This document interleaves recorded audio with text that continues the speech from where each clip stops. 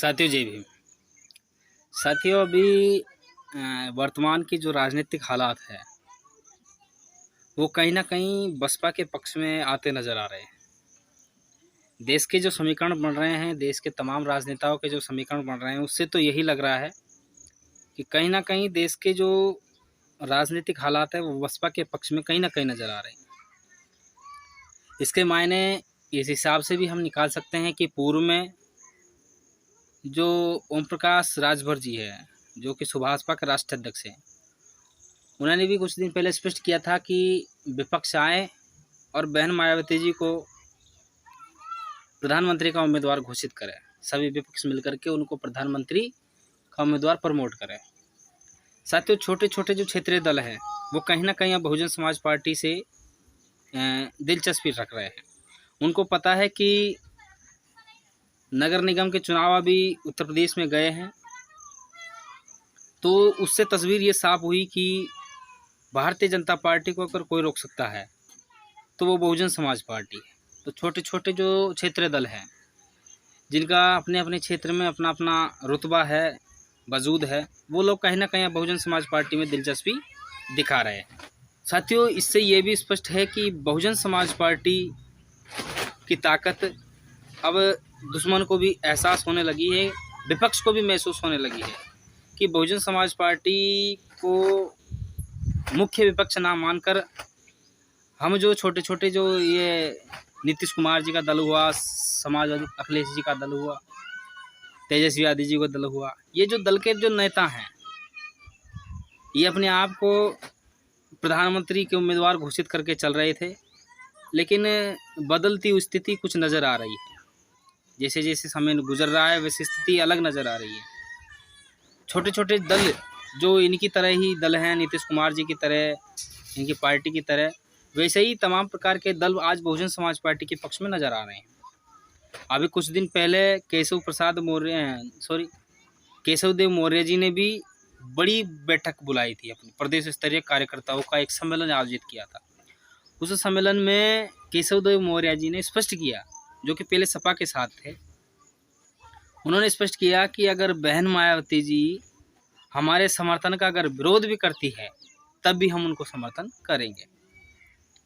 उनका स्पष्ट कहना है कि अगर भाजपा को कोई रोक सकता है तो मजबूत विपक्ष के रूप में बहुजन समाज पार्टी ही विकल्प है। और साथ ही उनके तमाम कार्यकर्ता वॉल पेंटिंग के माध्यम से एक नारा और लिख रहे हैं कि महान दल ने ठाना है बसपा को जिताना है।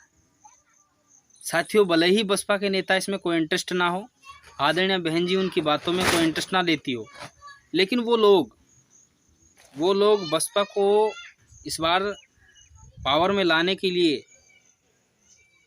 वो लोग समर्थन कर रहे हैं। तो साथियों इससे एक बात तो स्पष्ट है कि बहुजन समाज पार्टी को जो लोग कमज़ोर आंकते थे, जो बहुजन समाज पार्टी को ढीला आंकते थे, अब कहीं ना कहीं उनकी आंखें खुलने लगी है कि बहुजन समाज पार्टी देश में कमज़ोर नहीं। और वाकई में बहुजन समाज पार्टी कमज़ोर है नहीं।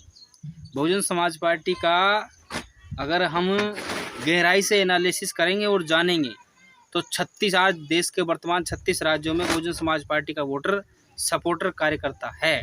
31 और 29 राज्य मत समझ लेना, 36 राज्यों में बहुजन समाज पार्टी का वोटर सपोर्टर है।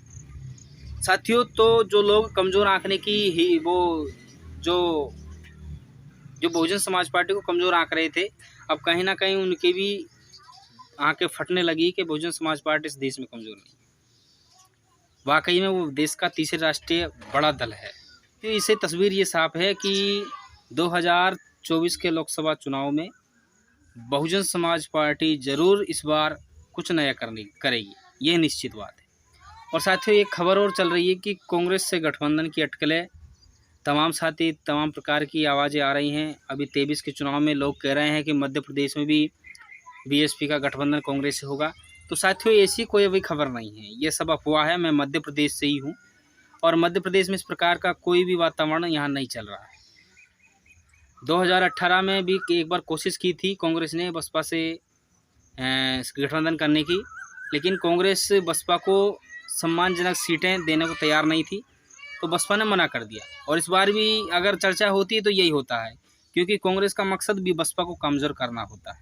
उसका गठबंधन पहले से फिक्स है। कांग्रेस का गठबंधन अगर हम देखें तो बीजेपी के साथ उसका गठबंधन फिक्स है।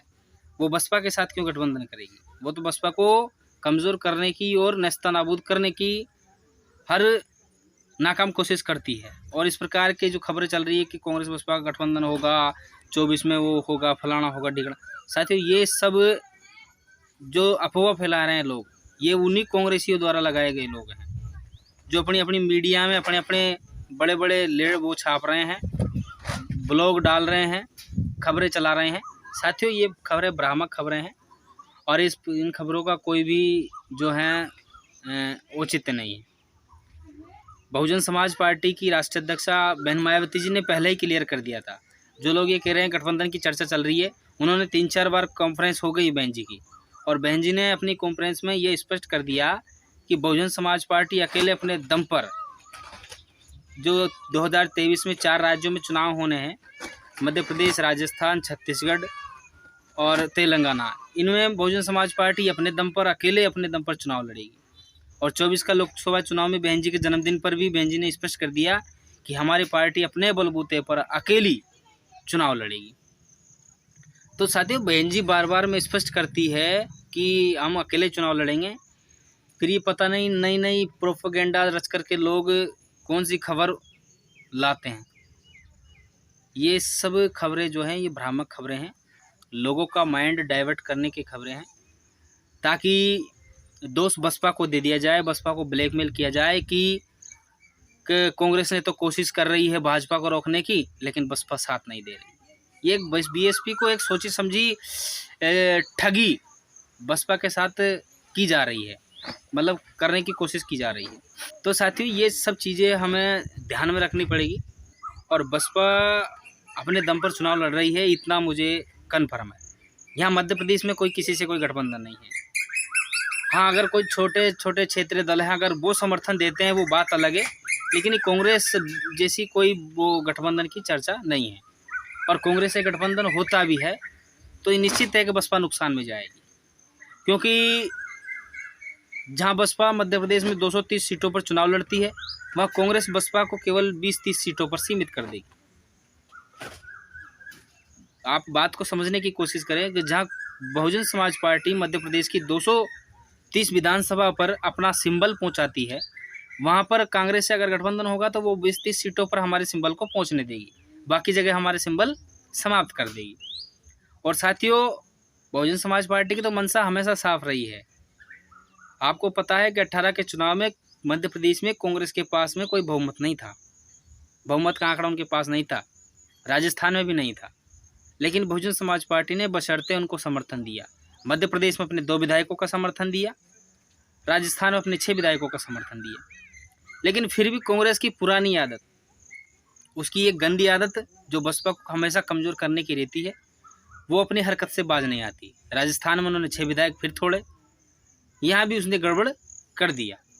तो साथियों ये जो कांग्रेस की नाकाम कोशिश रही है, तो जो लोग ये उम्मीदें लगाए बैठे हैं कि बसपा का कांग्रेस से गठबंधन हो, तो साथियों कांग्रेस की नीयत साफ नहीं है। ऐसे जो जिन दलों की नीयत साफ नहीं है बसपा के प्रति, उन दलों से बसपा और बहन जी अच्छी तरह वाकिफ़ है, और इसीलिए बहन जी कहीं ना कहीं इन दलों से दूरी बना कर रहती है, इन दलों की बात भी नहीं करती। तो साथियों पूरी पिक्चर क्लियर है कि बसपा कहीं भी किसी प्रकार से कोई कमज़ोर नहीं है, वो अपने अकेले दम पर चुनाव लड़ने जा रही है, और 4 राज्यों की जिम्मेदारी आकाश आनंद जी को दे दी है, जो हमारे मध्य प्रदेश के मुरैना ज़िले से वो शुरू करने वाले हैं। उनकी 5 जुलाई को सबलगढ़ में एक बड़ी जनसभा को संबोधित करने आ रहे हैं, और जिसकी कमान आकाश आनंद जी स्वयं संभाल रहे हैं, और बसपा अकेले अपने दम पर चुनाव लड़ रही है। बहुत बहुत धन्यवाद। जय भीम।